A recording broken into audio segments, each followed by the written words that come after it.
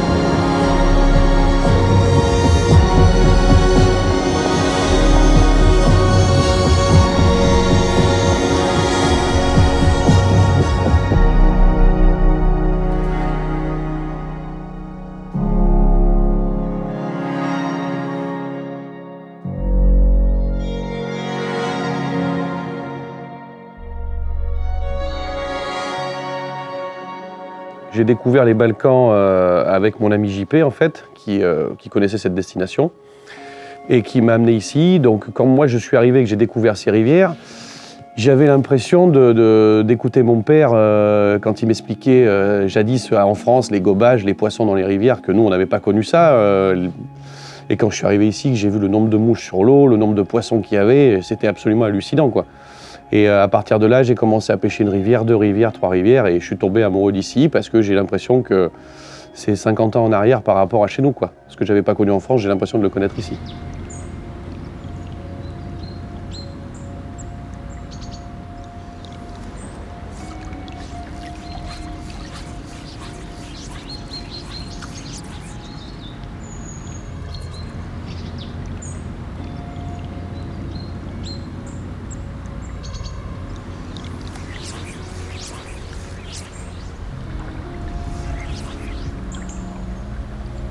Ce qui m'a plu ici, c'est effectivement la pêche en nymphe à vue, parce que chez nous, je la pratiquais un petit peu, pas énormément.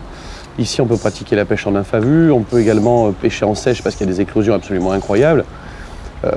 Même si en France, on pêche en sèche aussi, hein, mais c'est pas du tout pareil. Ici, il y a des éclosions tous les jours, ou quasiment tous les jours, quoi. C'est vraiment, en fait, ce qui m'a plu, c'est vraiment ces éclosions massives et cette pêche à vue, quoi, qui m'a plu, quoi. Et puis, les rivières, voilà, elles sont saines, on voit bien que le fond des rivières, il est parfait par rapport à chez nous. Enfin bon, je ne sais pas comment trop l'expliquer, mais chez nous, on ne va pas dire que tout va mal, hein, c'est pas ce que je veux dire. Mais nous, nos rivières françaises ne sont pas en bonne santé. Et moi, quand je suis arrivé ici, j'ai vu des rivières en pleine forme, quoi. Au maximum de leur potentiel en termes de poissons, voilà, c'était absolument fantastique. Au début, quand je suis venu, je me disais, mais c'était incroyable, quoi. Et voilà, c'est vraiment ce qui m'a plu, quoi, cette densité de poissons et le fait que ce soit préservé un peu du monde moderne, même si tout n'est pas parfait ici, hein, il y a forcément des points noirs, mais il n'y a pas d'agriculture intensive, on n'a pas de grosse industrie, il y a des zones de rétention d'eau partout, ce que nous, en France, on a tout enlevé et il n'y en a plus du tout. Donc en fait, c'était un tout qui m'a plu, hein. C'est vraiment que moi, je suis quelqu'un qui adore la nature, et ici, j'avais l'impression d'être vraiment dans mon élément, parce que voilà, c'est hyper sauvage, et les rivières sont parfaites à mes yeux, quoi.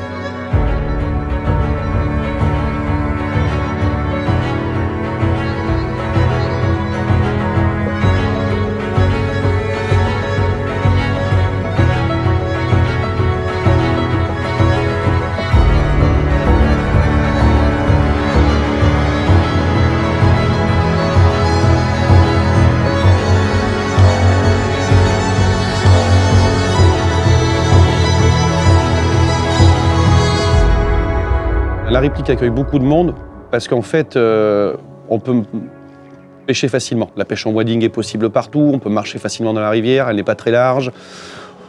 On voit les poissons de très près, ils ne bougent pas, donc c'est vrai qu'elle attire plus de monde que la Pliva. Moi, la Pliva, c'est ma rivière de cœur, c'est la rivière que je préfère parce que la Pliva, on passe sur toutes les émotions sur cette rivière. On peut être dépité, se demander si on pêche bien, se remettre en question. Parce que la Pliva, voilà, on ne marche pas en wading pareil que dans la Ripnik. On voit moins les poissons parce qu'ils ont beaucoup de caches, il y a beaucoup d'herbiers. Donc il faut marcher lentement sur le bord de la rivière, repérer les poissons, faire des lancers longs et parfaits. Parce que si on le présente mal une ou deux fois au poisson, bah, il ne mangera plus. C'est parfois très frustrant de la pêcher, ça c'est sûr. Mais parfois, voilà, on passe des moments incroyables et puis les poissons, voilà, ils sont incroyables, quoi. C'est des lingots d'or. On ne cherche pas la quantité quand on va sur la Pliva, on cherche la qualité. Et c'est valable pour les poissons et pour la pêche, quoi. C'est vraiment une pêche pointue. Alors c'est sûr que quand on veut scorer et qu'on veut faire du poisson, non, on évite d'aller sur la Pliva, quoi. Mais pour moi, c'est la plus belle rivière de Bosnie-Herzégovine et de loin, ouais, c'est sûr.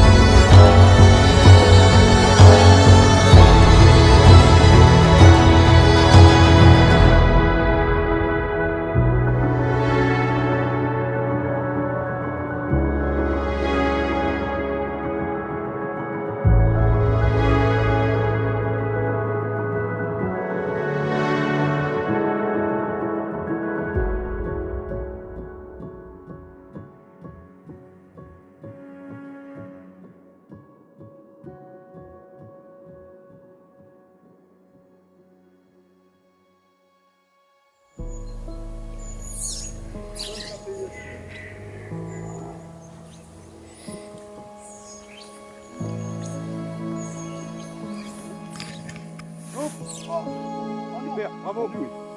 Super, il fait 50. Hein. Il fait 50, quasi 50. À mon avis, c'est pas fini.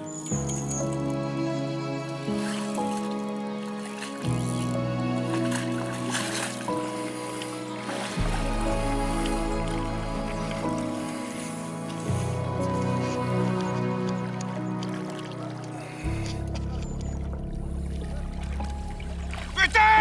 Et là! Regarde le pézard là! Regarde le truc là, doré là!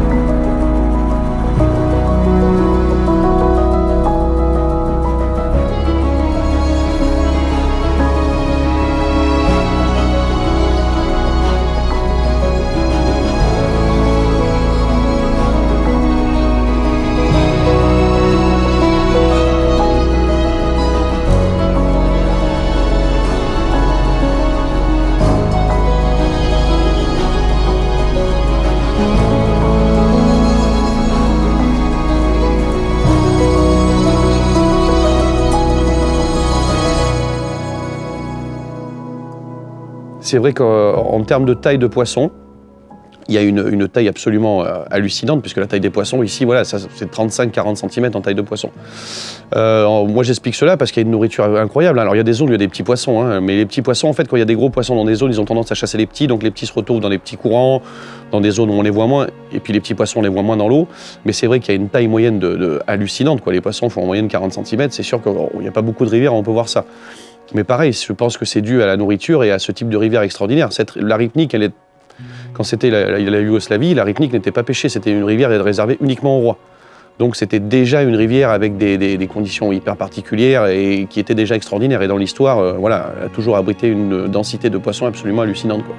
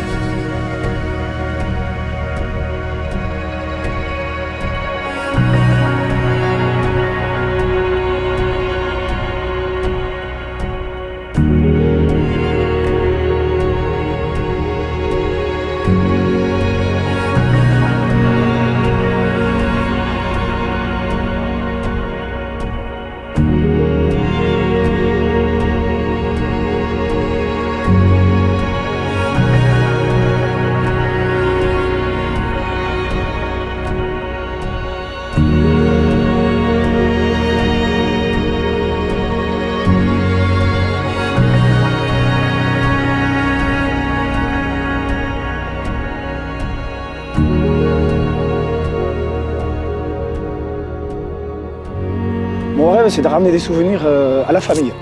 Parce que, comment dire, on parle toujours de la pêche, on exprime toujours, mais la difficulté, c'est quand on vit des grosses émotions comme ça, parce qu'on a envie, c'est de pouvoir les faire partager. Et j'ai jamais pu avoir ce petit truc qui permettait de partager, de montrer vraiment par quoi on était habité, quoi. Et là, donc Greg, il démarre le drone, et puis je me dis, bon ben c'est cool, ça fera un petit souvenir, mes enfants, ma femme, tout le monde, j'allais parler à mes élèves à l'école. Allez, je vais ramener peut-être un petit quelque chose.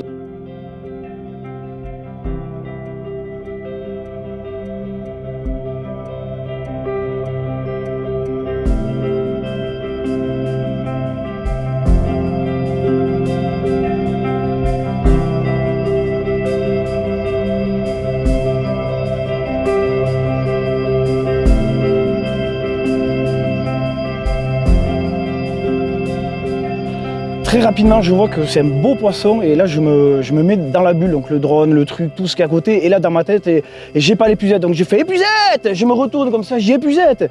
Et j'entends plus. Alors apparemment, Pascal, il monte pour venir m'aider à l'épuisette. Et puis de nouveau, je fais épuisette, bordel. Je voyais ce poisson qui était là. Je me rappelle aussi dans ma tête que j'ai changé de canne. Je suis passé sur une canne un peu plus fast et je suis mis en 10 centièmes. Et le mardi, j'avais cassé un poisson comme ça, où on avait essayé de me l'épuiseter et j'avais perdu un gros poisson. Je me dis non, là, il faut pas que ça se reproduise, ça. Là, c'est maintenant. C'est là qu'il faut y être, quoi. Et je vois Pascal sur mon côté. On part, le poisson il va dans la bordure, Pascal il me dit penche la canne, donc ça je l'entends parce que je me dis ça c'est des infos qui sont importantes, quoi. Moi je suis trop dans mon truc, je penche la canne d'un côté, Pascal il me dit non mais encore penche, je le vois il essaye de mettre le coup d'épuisette et il la loupe et je dis non c'est pas possible, ça peut pas se refaire, je vais pas relouper ce poisson dans une épuisette. J'en avais perdu un la veille, j'ai dit c'est pas possible, la pêche souvent c'est la casse, c'est les décroches, c'est beaucoup de poissons comme ça qui sont perdus, j'ai dit non. Et là, je vois Pascal et hop, il me l'épuisette. Et je sais pas comment c'est, mais j'ai l'impression que moi, j'ai un temps d'arrêt au fond de moi, comme un stop qui se bloque. Et je me dis, et j'ai besoin de réaliser, de voir qu'il est dans l'épuisette. Et là, je vois dans l'épuisette, je rate Pascal et je me dis, là, on a un truc à vie, mon gars. On a un lien en vie. Tu m'as sauvé le poisson du séjour, le souvenir de ma famille. Enfin, tout ce que je pourrais faire partager, que j'ai jamais pu partager avec le groupe de potes, quoi. Puis après, l'excitation, l'explosion, les embrassades, les pleurades, voilà. La pêche, c'est ça, quoi. Donc tous ces vecteurs pêche, il y a la découverte d'une nouvelle rivière, il y a cet apprentissage de la nerf, ces gros moments de doute, ce moment de se dire allez, je fais là, et des fois où ça match, quoi. Et pour François, et je me retourne, je me rappelle, j'ai François à côté, et je me dis ah, le poteau il est là, et je me dis c'est cool. Franchement, grand moment de pêche.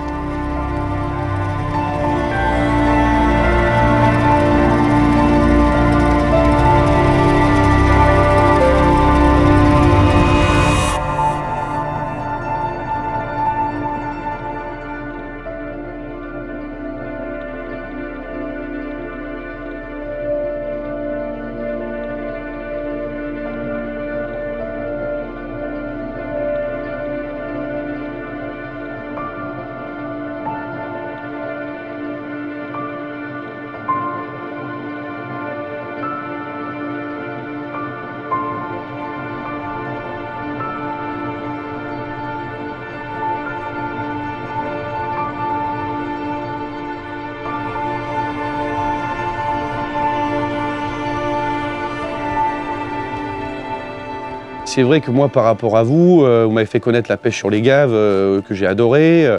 Et j'avais hâte que vous veniez ici pour vous faire découvrir les rivières des Balkans, une autre pêche, une pêche à vue avec les rivières que j'aime, notamment la Pliva qu'on a faite hier. Et c'est vrai que de vous avoir ici, ouais, c'était beaucoup d'émotions. Moi, je vous attendais, et puis de vous voir ici, de prendre des poissons avec toi, de François hier soir, c'était énorme. JC qui prend son gros poisson. Ouais, c'est vrai que voilà, c'était hyper cool d'avoir ça et de partager ça avec vous. Et puis ça scelle encore un peu plus nos amitiés. Et puis j'espère que vous allez revenir et puis qu'on fera un huchon un jour ou autre chose comme ça, qu'on essaiera de voir d'autres rivières, la Houna ou d'autres, quoi. Mais ouais, c'était vraiment super cool de vous avoir ici. Ouais. C'était top.